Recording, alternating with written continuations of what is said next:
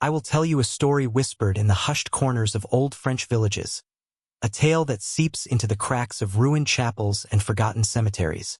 It is said that in the 12th century, when feudal lords ruled with iron fists and the church's shadow covered every inch of life, there lived a young woman whose name time itself tried to erase. Some call her Isabeau, others claim she was named Avellini, though in truth her real name is no longer certain. What matters is her fate, for it was darker than the grave, and crueler than the punishments of hell itself. She was the daughter of a modest landowner in a small province not far from Champagne. Her family was neither noble nor entirely peasant. They lived in the fragile space between poverty and respectability. Her father supplied grain to the nearby monastery, and her mother was known for her skill in weaving. In such households, daughters were treasures to be bartered in marriage, for alliances and survival depended not only on coin but on the careful weaving of bloodlines.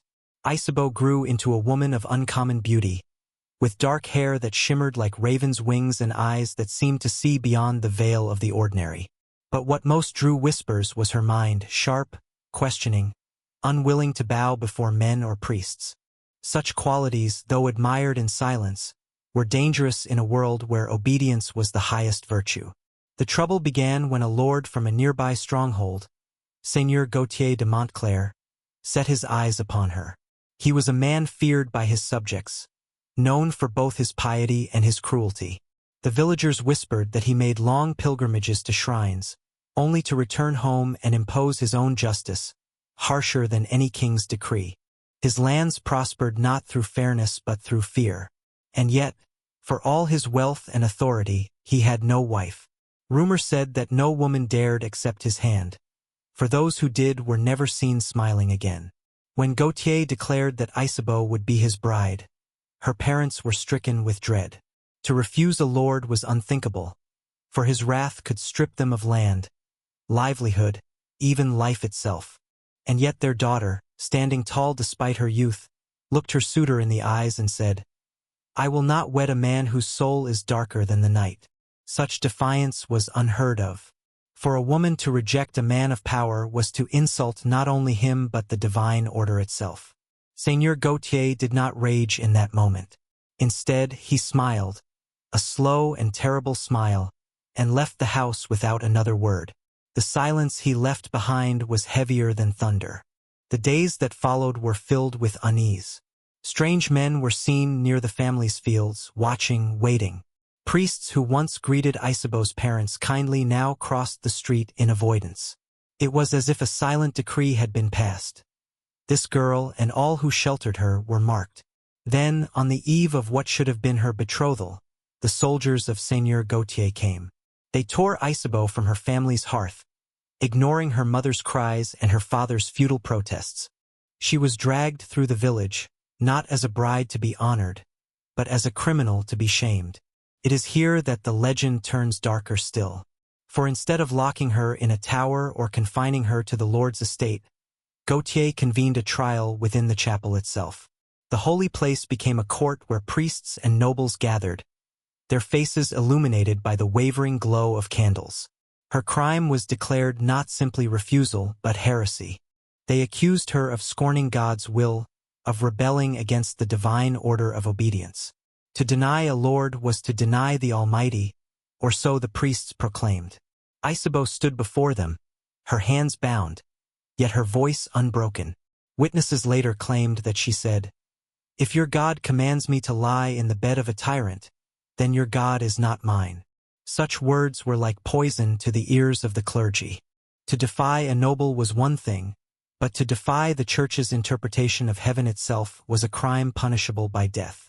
The sentence was swift, brutal, and unlike any other known in that region.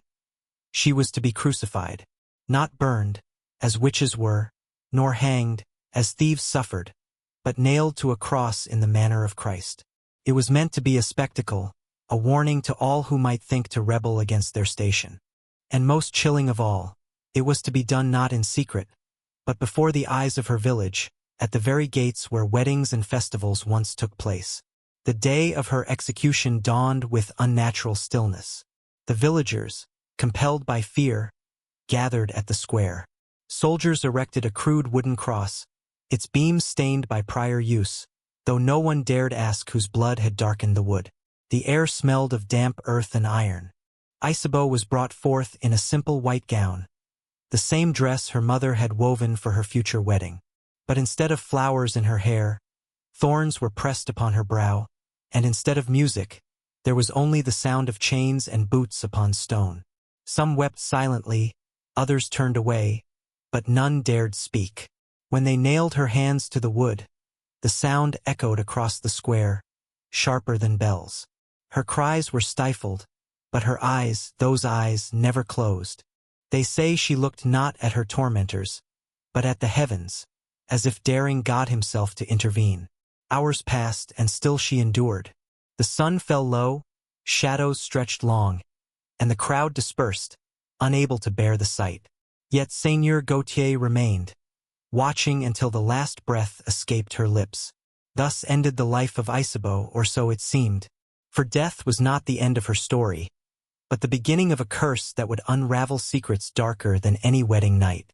Some claimed they saw her eyes open again as the moon rose. Others whispered that her blood seeped into the ground and poisoned the very roots of the land. And there were those who swore that on certain nights, the chapel bells rang without a hand to pull the rope, as if summoning the guilty to judgment. But the truth, as I shall tell you, is more terrible still. For behind her crucifixion lay not only the cruelty of one lord, but a conspiracy that wound its way through the church, the nobility, and even her own kin. This is only the beginning. When Isabeau's body hung lifeless upon the wooden beams, most villagers believed her story had ended. They thought the punishment, cruel and blasphemous though it seemed, was complete. Seigneur Gautier had proven his dominance. The priests had silenced a voice of defiance, and life, it was said, would return to its fearful routine. But nothing returned to normal. That very night, a storm struck the valley with an unholy force.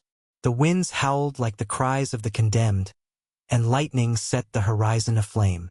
The wooden cross where her body remained swayed and groaned, as if the heavens themselves resisted its presence. Some villagers swore they saw the shape of a woman outlined in the storm, her white gown glowing faintly among the thunderclouds. Children woke screaming, and mothers whispered prayers. Yet no one dared approach the square until dawn. When the storm cleared, the villagers found the cross standing. But the body was gone. Only blood remained, soaking the earth beneath. Seigneur Gautier ordered a frantic search.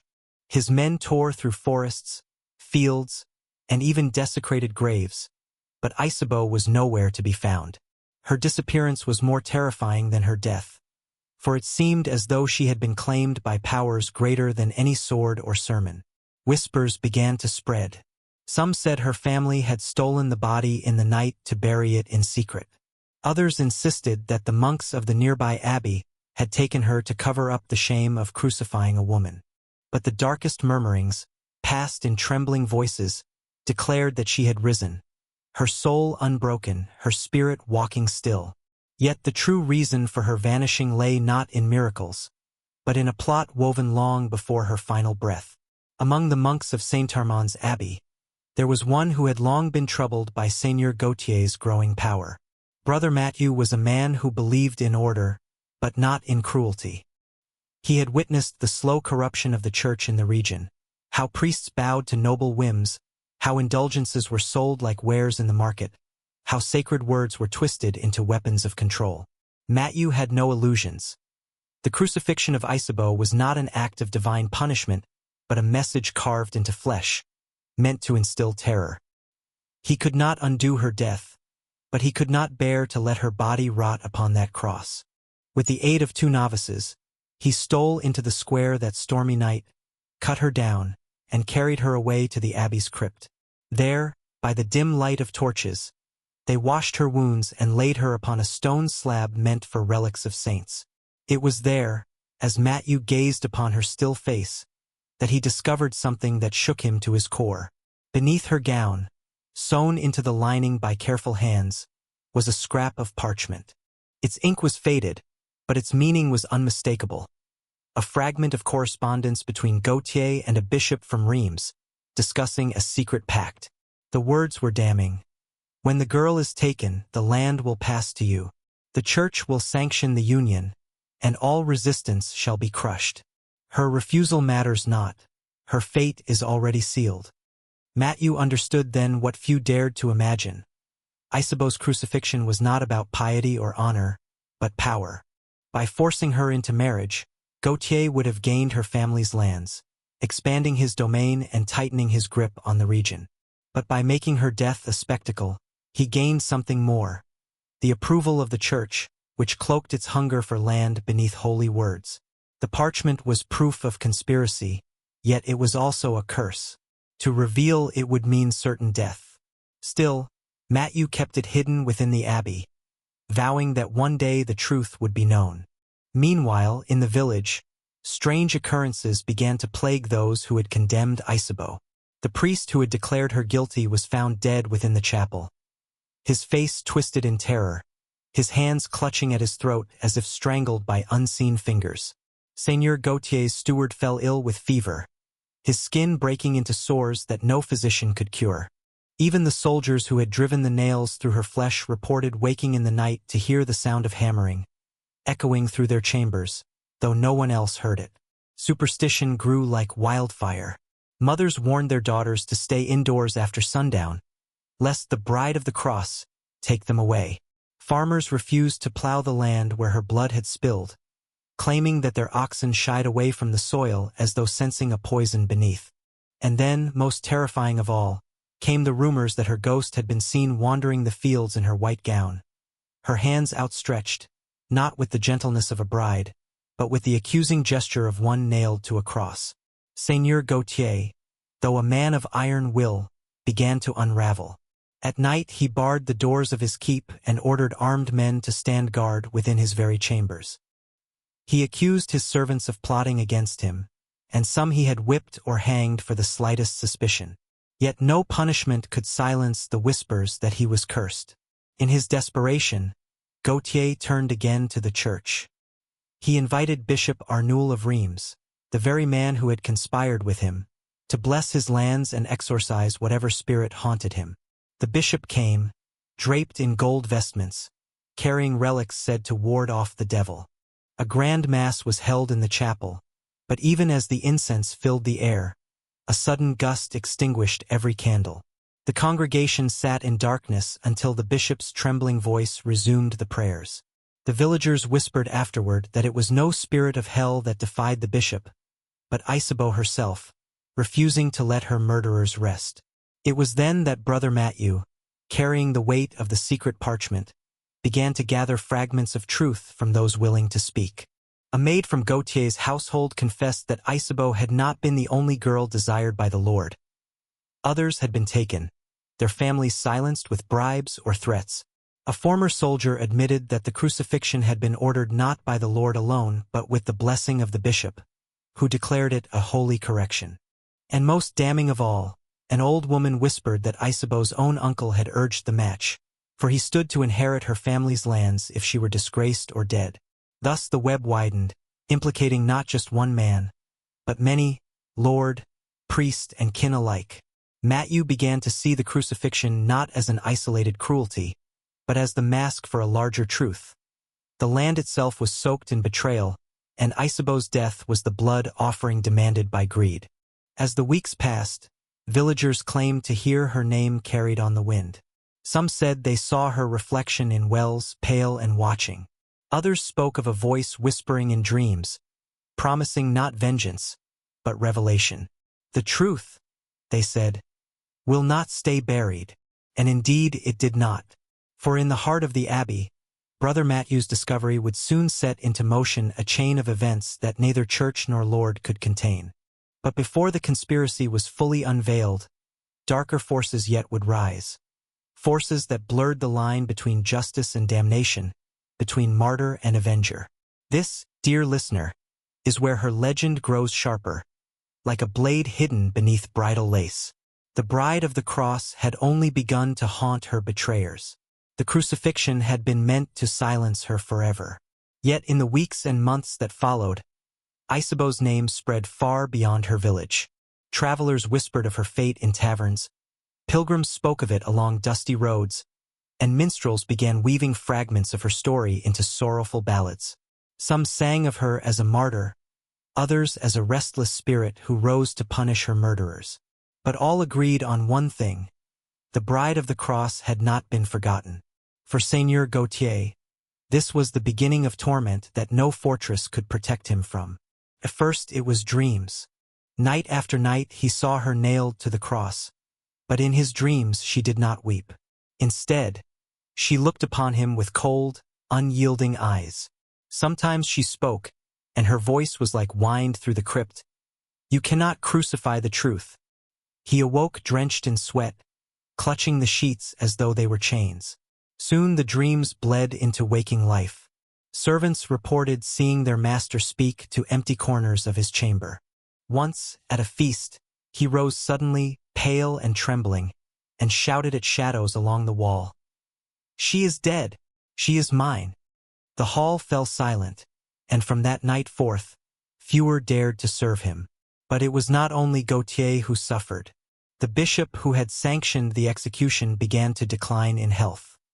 His once booming voice cracked to a whisper, and his hands trembled so violently he could scarcely raise the chalice at Mass.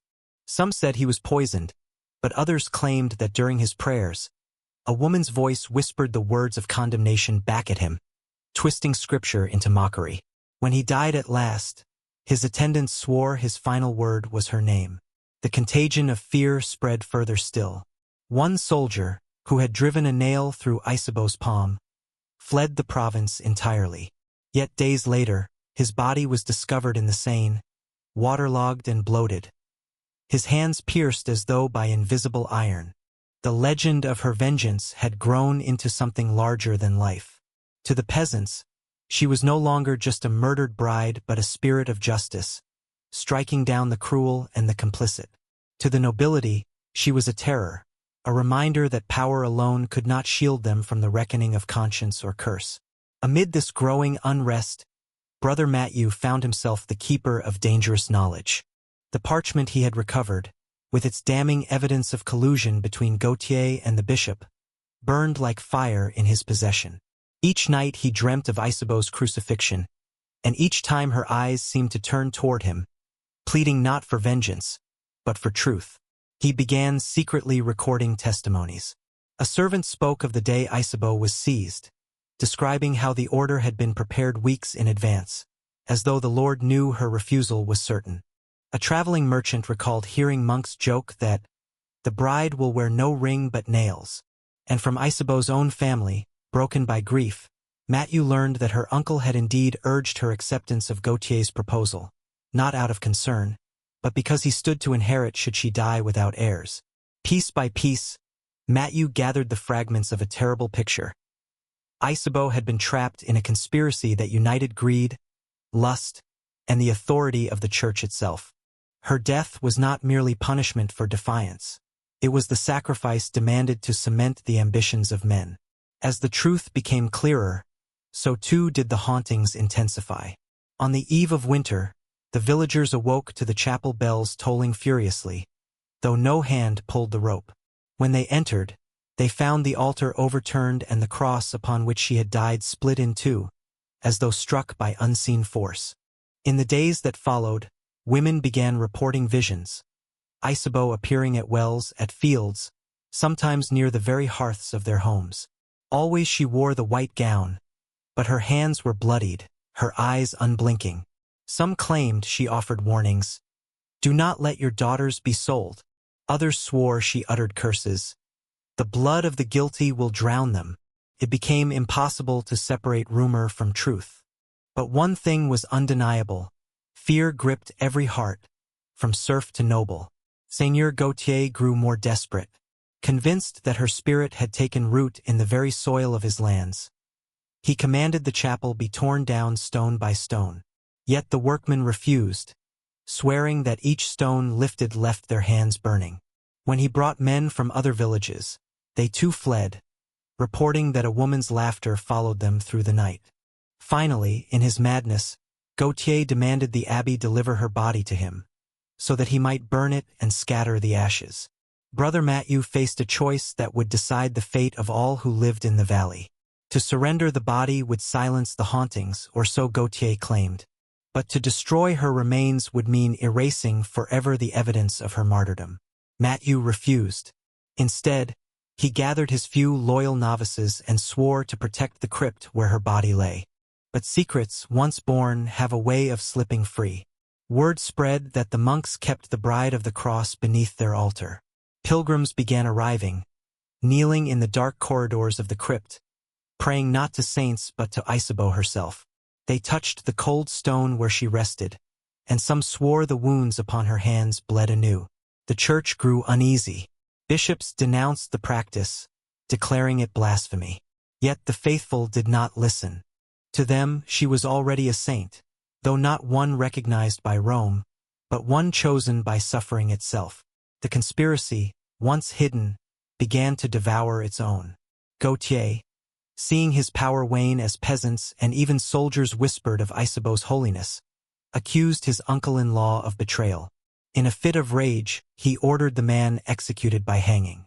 But as the rope tightened, lightning struck the gallows, splitting the beam in two and leaving the body unclaimed. Villagers cried out that it was Isabeau's hand, striking from beyond the grave. Soon after, Gautier himself was found in his chamber, half mad, raving that she stood at the foot of his bed. He had clawed the walls with his own fingernails, leaving bloody streaks upon the stone. When servants dared to approach, he screamed, "She is my bride still.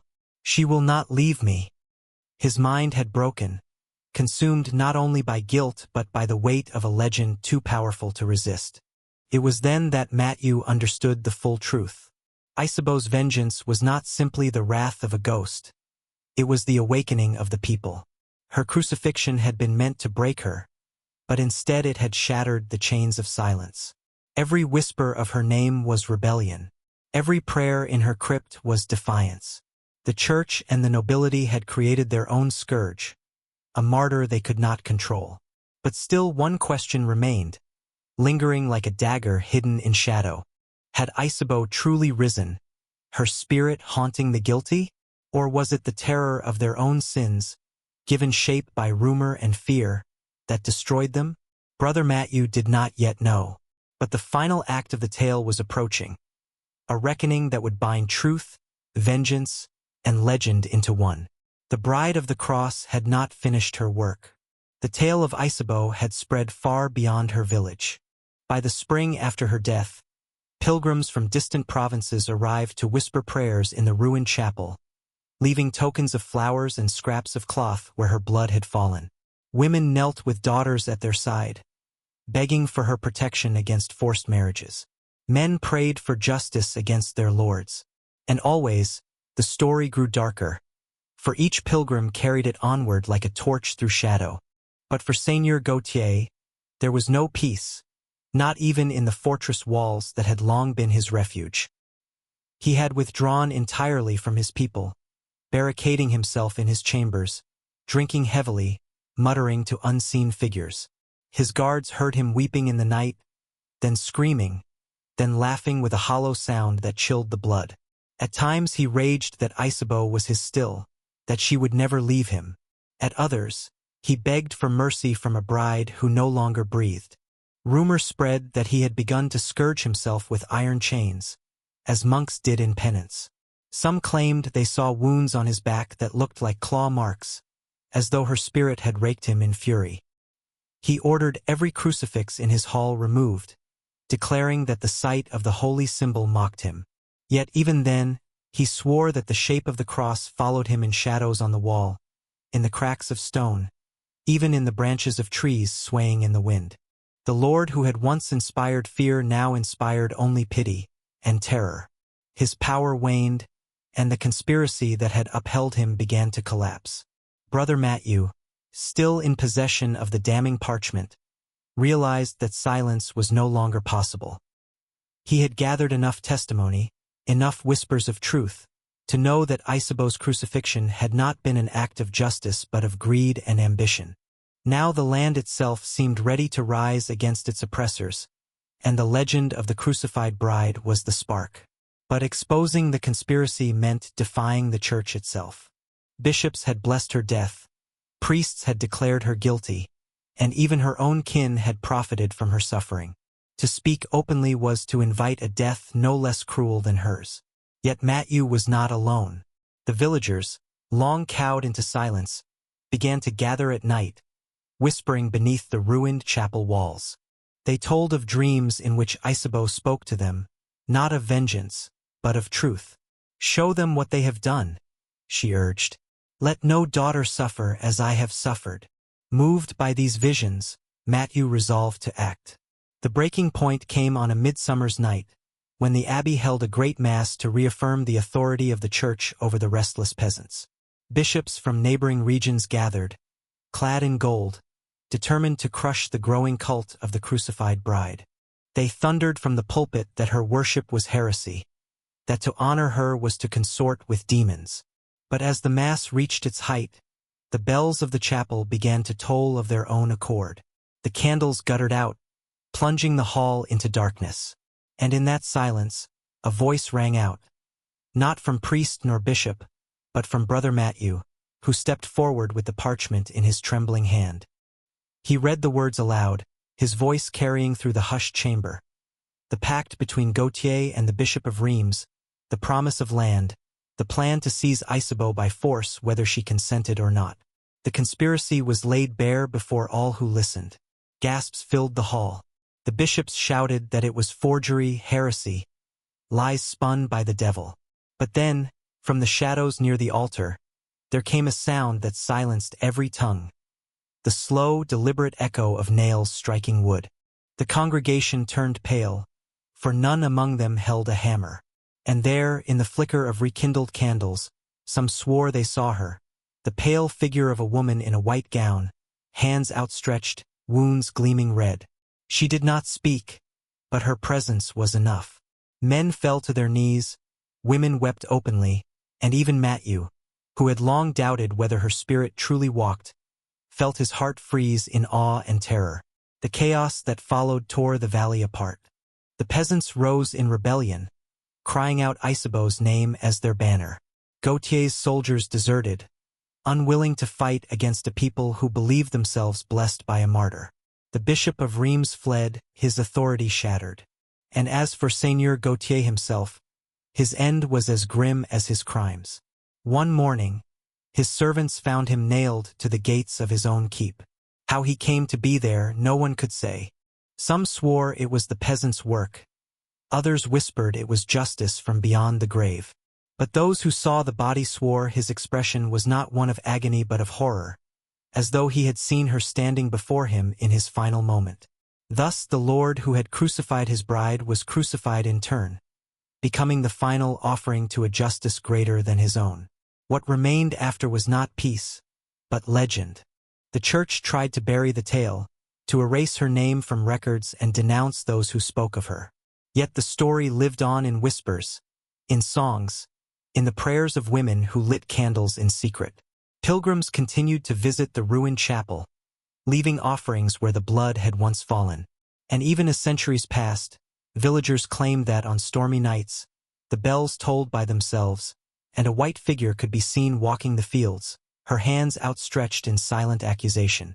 Some called her a saint, others a curse, but all agreed that the bride of the cross had become more powerful in death than in life. Brother Matthew, before his own death, left behind a record of what he had witnessed. His words ended not with vengeance, but with a warning. They sought to break her will with nails and wood. Instead, they broke the chains that bound us all. Her suffering was their weapon, but it became our truth. And though centuries may pass, the memory of the bride who refused will not fade, for she was crucified not only upon the cross of wood, but upon the cross of power, greed, and fear. And in that crucifixion she became eternal. And so the legend endures, a tale of a woman who would not submit, of a crime that unmasked the corruption of lords and bishops, of a haunting that was both spirit and conscience. Whether Isabeau truly walked after death, or whether her ghost was nothing more than guilt given form, none can say. But every time the wind howls through ruined chapels, every time bells ring in empty towers, there are those who still whisper, "The bride of the cross is watching."